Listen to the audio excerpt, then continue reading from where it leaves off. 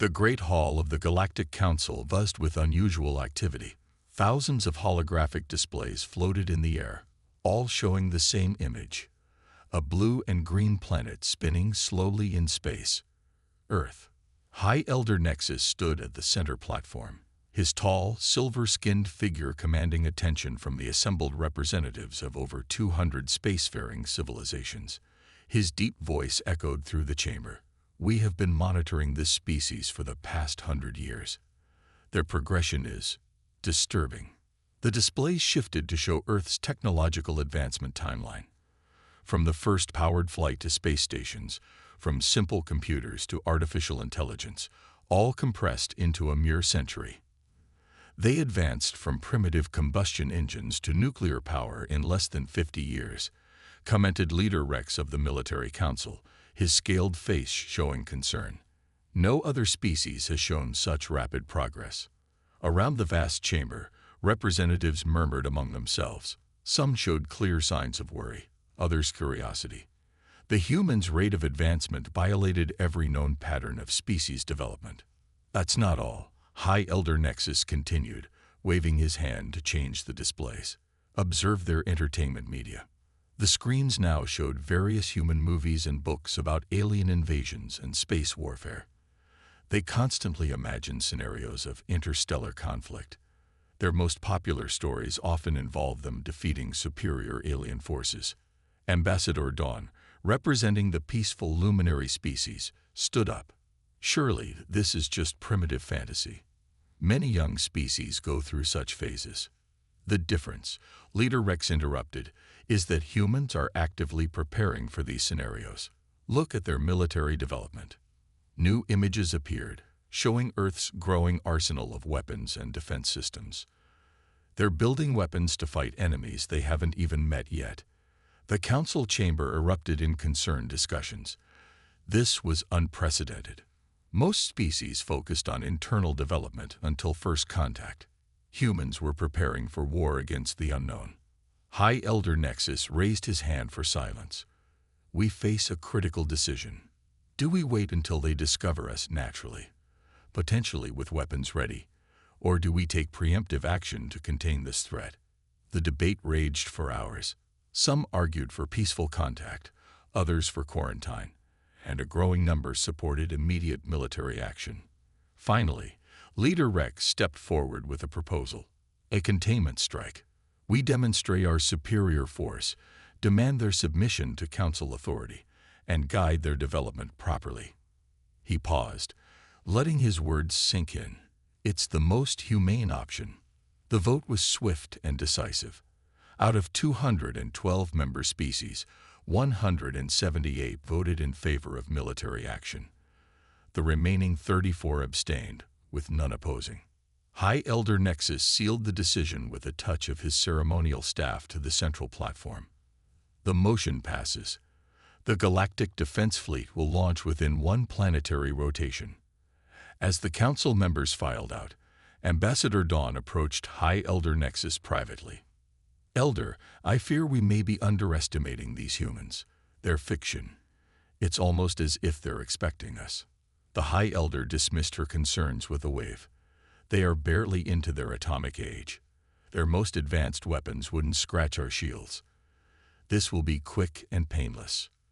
In the military wing of the council station, Leader Rex was already mobilizing the fleet. 500 warships, each capable of destroying a small moon, prepared for light-speed travel. Their crews, veterans of dozens of peacekeeping missions, felt almost insulted being deployed against such a primitive target. As the massive fleet departed, none of the council members noticed a small transport ship quietly slipping away from the station. Inside, a junior data analyst clutched a copied file of the council's decision. His destination: Earth. His mission: warning. The contained humans were about to become the biggest surprise in Galactic Council history. The stage was set for a confrontation that would shake the foundations of galactic society. And somewhere on Earth, in deep underground bunkers and secret facilities, humans were indeed preparing, not just with weapons and shields, but with plans and contingencies that would soon make the mighty council regret their hasty decision. The cosmic chess game was about to begin, and Earth's pieces were already in position. The warning came on a quiet Tuesday morning. Every television screen, radio, and digital device on Earth suddenly displayed the same message. You have 24 hours to surrender. Resistance will be met with force. In the White House Situation Room, President Wilson stared at the satellite images showing hundreds of massive ships appearing at the edge of Earth's atmosphere. His military advisors had already confirmed these were no fakes or drills. Mr. President, General Roberts spoke up, his voice steady despite the situation. NASA reports the smallest of their ships is roughly the size of Manhattan. We're looking at technology far beyond our current capabilities. The president's response surprised everyone. He smiled. Then it's time to show them what we've been hiding. Get me a secure line to all major world leaders. Protocol Omega is now in effect. Across the globe, hidden facilities began stirring to life. In the Siberian wilderness, beneath the Sahara Desert, under the Pacific Ocean, bases that officially didn't exist started powering up systems that weren't supposed to be possible. The alien fleet's commander, Officer Prime, watched Earth with growing confusion. The humans were not panicking as expected. Their military forces were moving with surprising coordination, but not in ways that suggested surrender. Primitive species usually break at this point. He muttered to his second-in-command. Let's give them a demonstration. 3 warships descended toward Earth. Their targets, small military bases in remote locations. The plan was to destroy them with minimal civilian casualties, a show of force to encourage submission. The first base was in the Australian outback. The alien ship fired its main weapon, a beam of energy that could melt mountains. But instead of destruction, they watched in shock as the beam scattered harmlessly against an invisible shield. Impossible, Officer Prime shouted. They shouldn't have shield technology. Before the aliens could process this surprise, something even more shocking happened. The small military base began to transform. The ground split open, revealing a massive cannon that definitely wasn't made of Earth metals. In Moscow, Beijing, Washington, and other capitals, leaders watched with satisfaction as decades of secret preparations finally paid off. The crashed alien ships they'd been recovering and studying for the past 70 years had given them exactly what they needed. All defense stations, you are clear to engage. General Roberts' order went out globally. Show them what humanity can do. The Australian base fired its cannon. A blast of concentrated plasma, reverse-engineered from alien technology, struck one of the attacking ships. The alien vessel's shields, calibrated to stop their own weapons, failed completely against the modified technology. Officer Prime watched in horror as one of his mighty warships split in half and crashed into the empty desert. How? How do they have our weapons? But Earth wasn't done. Across the planet, more hidden bases revealed themselves. The ocean's surface broke as underwater facilities rose up. Mountain sides slid open to reveal launch bays. Even the moon showed signs of human military presence as hidden bases activated their weapons. In the Galactic Council's emergency session, High Elder Nexus received the news with disbelief. They'd been preparing for us specifically. They knew we were coming. Not just suspected, but knew. The human response was coordinated and devastating. They weren't just fighting back. They were winning. Their weapons were familiar yet different, modified in ways the aliens had never considered. Their strategies were unpredictable, mixing primitive tactics with advanced technology. By the end of the first day, Earth had destroyed 12 alien ships and captured 3 more. Not a single human base had fallen. The mighty alien fleet found itself in a situation they'd never trained for, being outmaneuvered by a primitive species. President Wilson stood in the Situation Room, watching the battles unfold on multiple screens. Send a message to their fleet commander, he ordered. Tell them we're willing to discuss terms, as equals.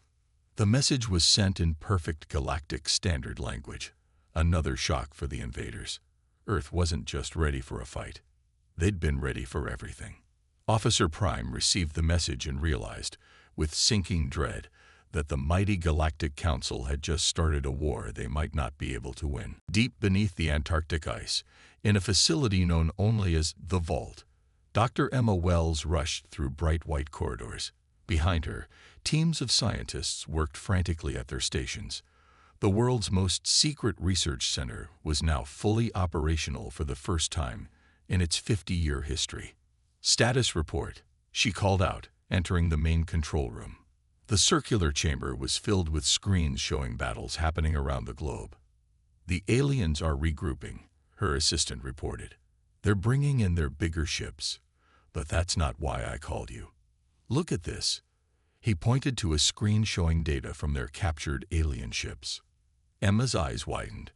"They don't know about Project Mirror." "Are you sure?" "Positive. Their ship's logs show no knowledge of our biggest advantage." In the center of the room stood a tall glass cylinder. Inside it floated what looked like liquid metal, shifting and changing shape continuously. This was humanity's greatest secret, a substance recovered from a crashed alien scout ship in 1947. Dr. Wells touched her earpiece. "Mr. President, it's time to deploy mirror tech. The enemy doesn't know we have it." In orbit, Officer Prime was getting desperate. His fleet of 500 ships was being systematically picked apart by human defenses. Worse, every ship they lost seemed to make the humans stronger. "Status of the human shields," he demanded. His tactical officer looked confused. "Sir, they're evolving. Each time we hit them, they adapt. It's like they're learning from our attacks." On Earth, the Vault's main chamber hummed with power. The liquid metal in the cylinder pulsed with bright light as Dr. Wells activated the master control sequence. "Mirror tech deploying globally," she announced. "All defense stations, prepare for upgrade." The liquid metal wasn't just a new material. It was a living technology, able to learn and adapt. For decades, scientists had been feeding it information about alien weapons and defenses. Now it was ready to protect Earth. Around the planet, hidden ports opened in every human defense station. Streams of silvery liquid flowed out, covering the buildings like a second skin. As alien weapons struck, the mirror tech analyzed the attacks and evolved better defenses. In Washington, President Wilson watched the tactical display with satisfaction. "Begin Phase 2, he ordered. Dr. Wells nodded and pressed another series of controls. The mirror tech didn't just defend, it could attack. The liquid metal could copy and improve upon any weapon it encountered. Officer Prime watched in horror as human weapons began to change mid-battle. Their cannons morphed into new shapes, firing improved versions of his own fleet's weapons. Each shot learned from the previous one, becoming more effective. "Sir," his tactical officer reported, voice shaking, "we've lost another 30 ships. Their weapons, they're stronger than our own now. It's like fighting an enemy who can instantly steal and improve our technology." In the Vault, Dr. Wells monitored the battle data. "Mirror tech is exceeding all expectations," she reported. "Defensive efficiency at 300% of projected levels. Weapon adaptation rate at 500%. The alien fleet tried to adjust their tactics, but it was useless. Every new weapon they deployed was quickly analyzed, copied, and improved upon by the mirror tech. Every defense they created was studied and bypassed." High Elder Nexus received the battle reports with growing dread. The humans hadn't just prepared for war. They had created something entirely new, something that could change the balance of power across the galaxy. "Send word to all ships," he ordered. "Fall back to the Council border. We need to rethink our entire strategy." As the alien fleet retreated, leaving their damaged and captured ships behind, humanity celebrated their first major victory. But in the Vault, Dr. Wells was already thinking ahead. "The mirror tech is still learning," she told the president. "Every piece of alien technology we captured today makes it stronger. We're not just defending Earth anymore. We're revolutionizing warfare itself." The president nodded. "And now the real game begins. Prepare a diplomatic team. It's time to show the Galactic Council that humanity isn't just ready to fight. We're ready to change everything. Commander Blake stood on the bridge of Earth's first space battleship, the EDS Phoenix. The ship was a marvel of human engineering combined with alien technology, its hull gleaming with a coating of mirror tech that shifted colors like oil on water. All systems ready, his first officer reported. Mirror tech is fully integrated. The captured alien crews are secured in the brig. Blake nodded, looking at the tactical display. The alien fleet had retreated to the edge of the solar system, but they hadn't left completely. Now it was time to show them humanity's real power. All ships, this is command. He broadcast to the fleet of 30 vessels humanity had prepared in secret. Operation Thunderbolt begins now. The Earth Defense Fleet dropped their cloaking shields all at once. Each ship was different, designed to showcase a specific strength of human military thinking. Some were massive battleships, others were quick strike vessels, and several were carriers loaded with smaller fighter craft.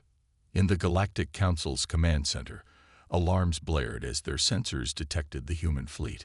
High Elder Nexus stared at the images in disbelief. "Impossible," he whispered. "They built their own fleet.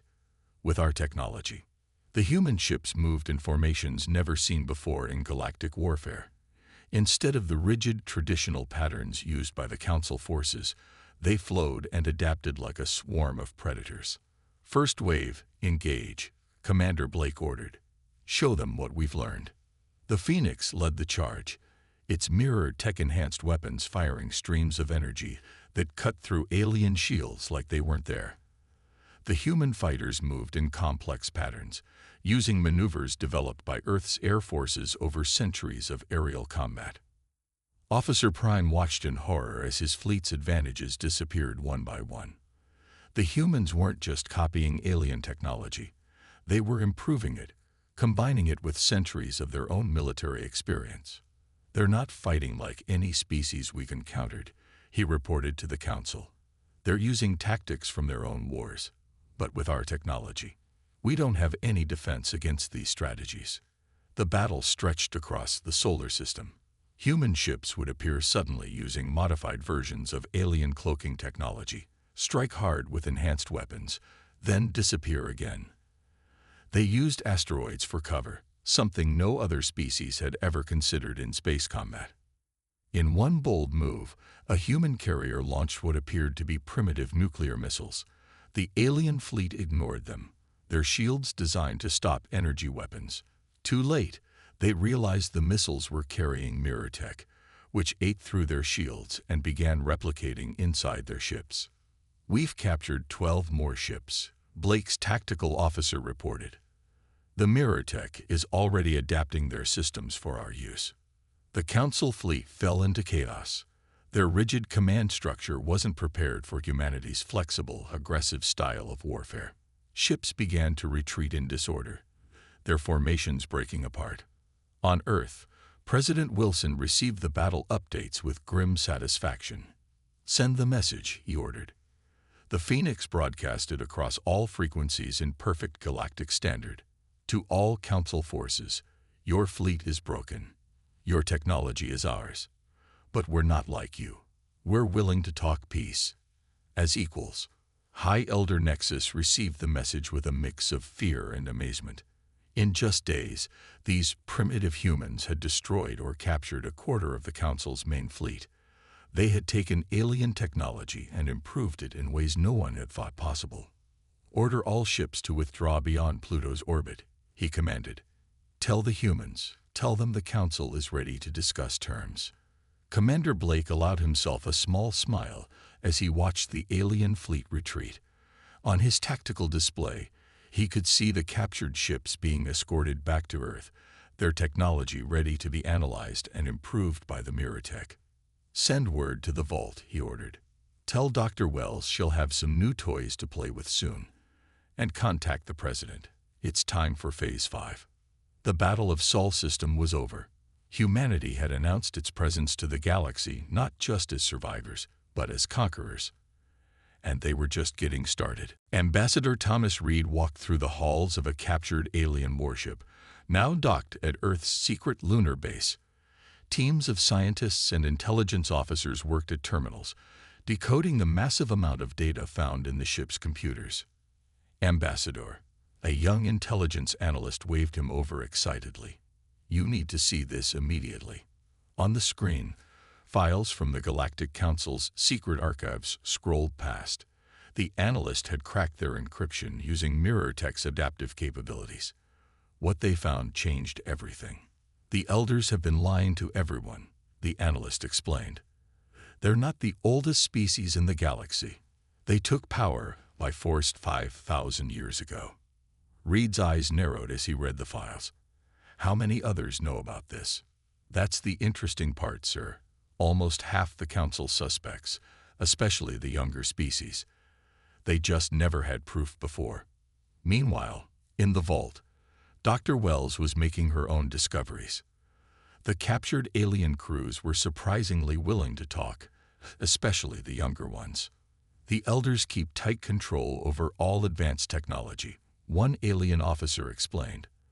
They claim it's for safety, but really, they're afraid of being challenged. Dr. Wells shared a knowing look with President Wilson, who was attending via secure video link. And how many species would support a challenge to their power? The alien officer's eyes brightened. More than the Elders know. Much more.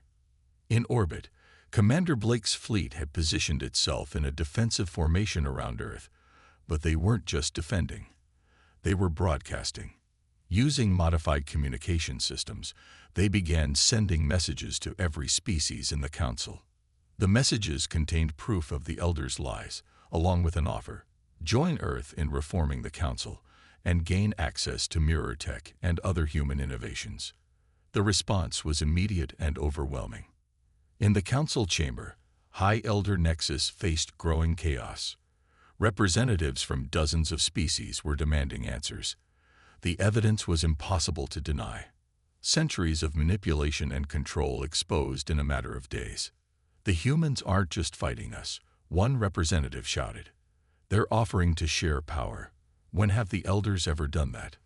On Earth, President Wilson met with his advisors in a secure bunker. The intelligence from the captured ships had revealed more than just political secrets. It showed military positions, defense codes, and most importantly, the location of every Elder facility in the galaxy. We've received responses from 67 species, Ambassador Reed reported, all willing to support Earth against the Elders. Most are younger races, tired of being controlled. The President nodded. And the MirrorTech? Dr. Wells stepped forward. We've adapted it to be safely shared with our new allies. It can't be used against us. We made sure of that. In space, more ships were arriving near Earth, not to attack, but to defect. Crews from younger species, inspired by humanity's stand against the Elders, began switching sides. The intelligence coup was working better than anyone had expected. Humanity hadn't just defeated the Council's military. They were dismantling their power structure from within. Sir, an aide rushed into the President's office. The mid-rim species are revolting against Elder control. 3 major sectors have already declared support for Earth. The President turned to Ambassador Reed. Time for the final phase. Send the message to all Council species. The message was simple but powerful. Earth would host an emergency session of all species willing to form a new council. One based on equality, shared technology, and mutual defense. In their grand chamber, the Elders watched helplessly as their power crumbled. Centuries of careful control were being undone by a species they had dismissed as primitive just days ago. The humans, High Elder Nexus, realized too late, they didn't just be our military. They've turned our own people against us. Ambassador Reed stood in the lunar base's command center, watching ships arrive from across the galaxy. Earth wasn't just joining galactic society. They were remaking it. The intelligence war was won. Now it was time to build something new. The new council chamber on Earth's moon was nothing like the old one. Instead of the Elders' towering thrones overlooking other species, All seats were arranged in equal circles. Representatives from over 200 species filled the room, their voices mixing in excited discussion. Ambassador Reed stood at the central podium, mirror tech shimming beneath his feet, ready to translate his words into every known galactic language simultaneously. This was humanity's moment to change everything. Representatives of the galaxy, he began, his voice clear and strong. We are here today, not just to expose lies, but to build a new future. The massive screens around the chamber began displaying evidence, thousands of files recovered from captured elder ships. Each one showed years of manipulation, hidden technologies, and suppressed advancements. The elders claimed to be our protectors, Reed continued. Instead, they were our jailers. They didn't guide us. They held us back. High Elder Nexus sat in his designated seat, no higher than any other, his silver skin dark with anger. You dare to question thousands of years of stability, of peace under our guidance. Commander Blake, standing at attention near the Earth delegation, touched a control panel. New images appeared, secret Elder military bases, weapon stockpiles, and plans for containing rising species. Peace. Blake's voice was cold. You mean submission? You attacked Earth because we developed too quickly. How many other species have you contained over the centuries? The chamber erupted in shouts and accusations. Many representatives stood, sharing their own stories of elder interference and suppression. President Wilson watched from Earth via secure link, Dr. Wells at his side. Begin Phase 6, he ordered quietly. Dr. Wells nodded and activated a sequence on her tablet. In the council chamber, small spheres of mirror tech floated to each representative's desk. Before you, Reed announced, is a gift from Earth. A small sample of mirror tech, programmed to work with your species' technology. Not a weapon. A tool. Something the elders never gave you. The representatives examined the spheres with wonder. Many had already heard about mirror tech's abilities, but holding it was different. This was power being shared, not hoarded. We don't offer this to buy your loyalty. Reed continued. We offer it because knowledge should be shared. Power should be shared. That's the difference between Earth and the elders. High Elder Nexus stood, his voice thundering. This is madness. You'll destroy the stability we've maintained for millennia. No, came a voice from the back. Ambassador Dawn of the Luminaries stepped forward. They're offering us freedom. Real freedom, not your controlled guidance. One by one, representatives began to stand.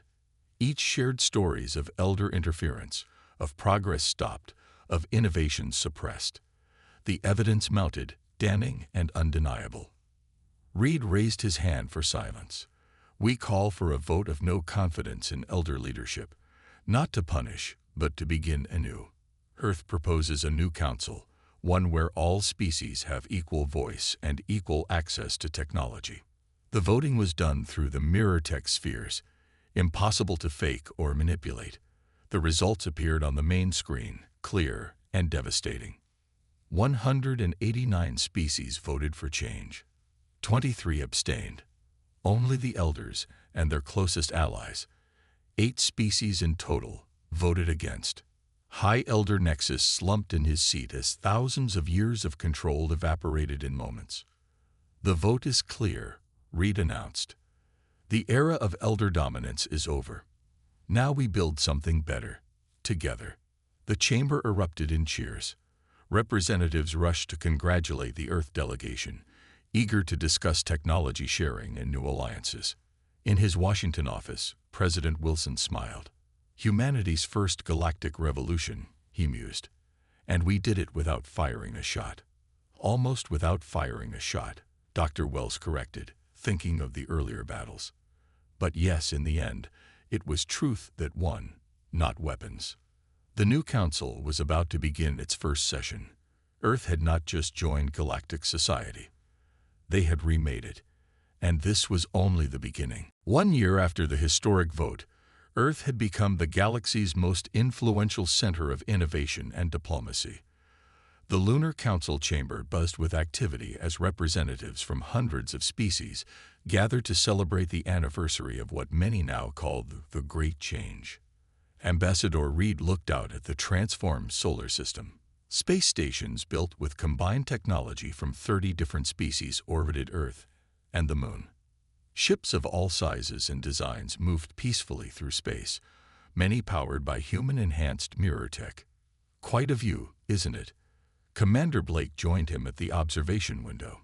His uniform now bore the insignia of the Combined Defense Fleet, a merger of Earth's military with those of their new allies. Hard to believe it's only been a year, Reed replied. Dr. Wells's latest report says mirror tech has advanced another 50 years beyond our projections. In the vault, which had become an intergalactic research center, Dr. Wells led teams of scientists from dozens of species. They worked together, sharing knowledge freely, something unthinkable under Elder rule.